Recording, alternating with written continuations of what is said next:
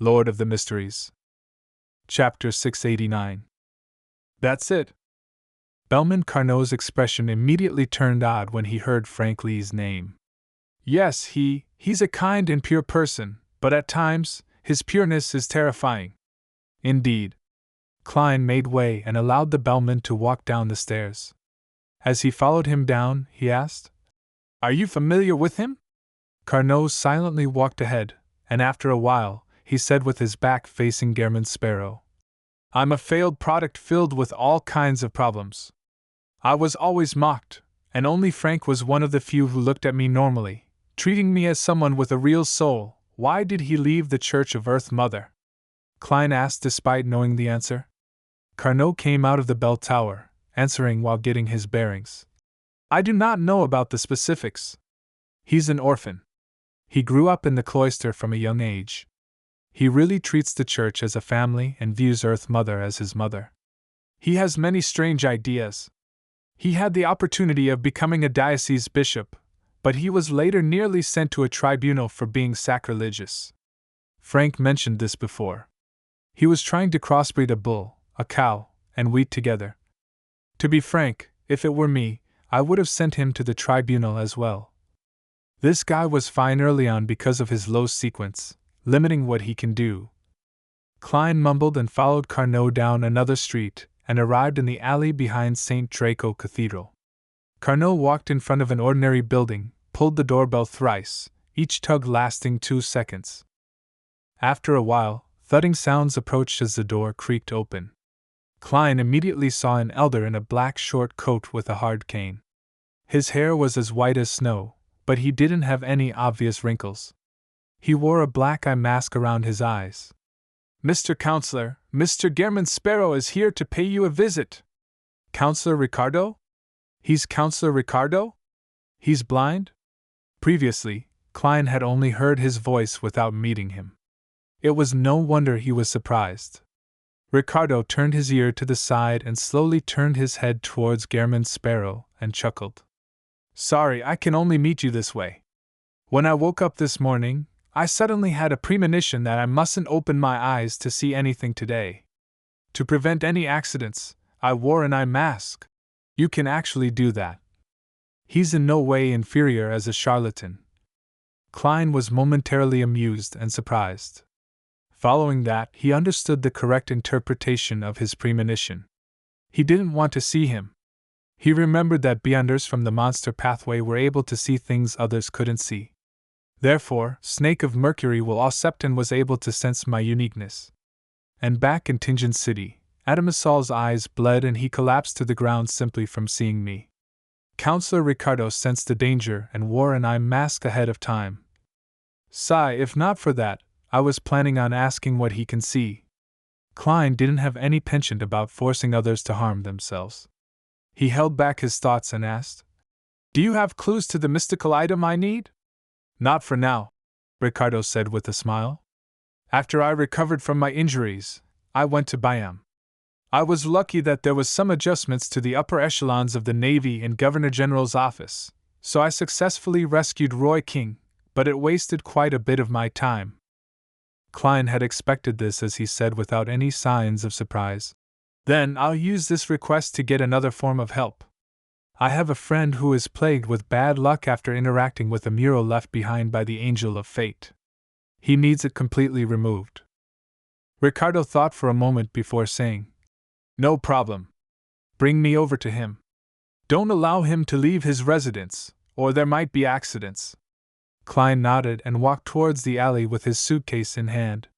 He took the opportunity to ask, "Mr. Counselor, what do you know about the Mother Tree of Desire?" From Klein's point of view, the Life School of Thought and the Rose School of Thought were at odds with each other, so it was likely that they knew each other very well. With cane in hand, Ricardo slowly walked behind him to his right. He didn't need anyone to help him. It was as though he wasn't wearing an eye mask. He chuckled. "The Mother Tree of Desire is the Rose School of Thought's manifestation of the chained god. However, I suspect that the truth is actually the reverse. The chained god is one of the Mother Tree of Desire's many manifestations. My reasoning is that Red Light Moria claims that the mutant pathway sequence 0 is still unoccupied. Heh, you know about sequence 0, right? Yes, Klein succinctly answered. He didn't even express his knowledge of the Great White Brotherhood. Ricardo tersely acknowledged. In short, no one knows the true identity of the Mother Tree of Desire, nor does anyone know what her pathway is. Perhaps that's her true identity. In addition, I can provide some indirect information. The Mother Tree of Desire and the primordial moon are at odds. There seems to be some irreconcilable conflict between them, and it's because of this that the Rose School of Thought views us as an enemy. However, at times, the Mother Tree of Desire and the primordial moon seem to have a subtle relationship. You might find it hard to imagine that the southern continent's shaman king, who worships the moon, joined the Rose School of Thought. The 7 churches hate the true creator, primordial demonis, dark side of the universe, and the other evil gods, but their hatred for the primordial moon and Mother Tree of Desire runs even deeper. Similarly, the Aurora Order, Demonis Sect, Blood Sanctify Sect, and Moses Ascetic Order do not like the Rose School of Thought. That's interesting. Mother Tree of Desire is one of the 2 most isolated ones. Klein stopped a carriage while in thought as he watched Carnot help Ricardo up the carriage. He then entered the carriage and instructed the driver to bring them to a nearby hotel. Before long, the carriage arrived at their destination. Just as Klein was about to get off, he suddenly heard a loud bang. A rumbling explosion shook the entire street as glass fragments from a window fell to the ground. No way. Could it be caused by Anderson's bad luck? Klein's spiritual intuition told him that it was the case, but the unluckiest hunter had apparently lived. He turned his head to look out the carriage and saw that a huge chunk of wall had collapsed from the hotel's 2nd floor. Flames and smoke remained. At this moment, a figure with disheveled blonde hair and messy clothes stood below as he muttered, "To think that there's such a daring person to trade arms in a hotel. New kinds of explosives, especially. He nearly caused me to die without even knowing why." My suitcase. Klein looked down at the suitcase he was carrying and suddenly felt how great it was to be cautious. He turned around and helped Ricardo down the carriage. Anderson sensed something as he turned his head to say with a bitter smile, "The arms dealers these days are too unprofessional. Thankfully, it's daytime, and there aren't many people in the hotel. The owner sure is pitiful, having to suffer a certain loss. However, the gold they carry shouldn't be destroyed that easily. It should make up for his loss. I think your bad luck is responsible for a large part of the accountability." Klein nodded and said to Ricardo, "It's him." Ricardo then turned his head to Anderson, but his gaze was completely blocked by the black eye mask. He paused for a few seconds before smiling. "Give me a gold coin." "Oh?" Anderson took out a lone gold coin from the inside of his clothes, feeling suspect. Then, he smiled at Gehrman's sparrow. "Tradition from my hometown. We sew a tiny pocket on the inside of our clothes to keep a few coins.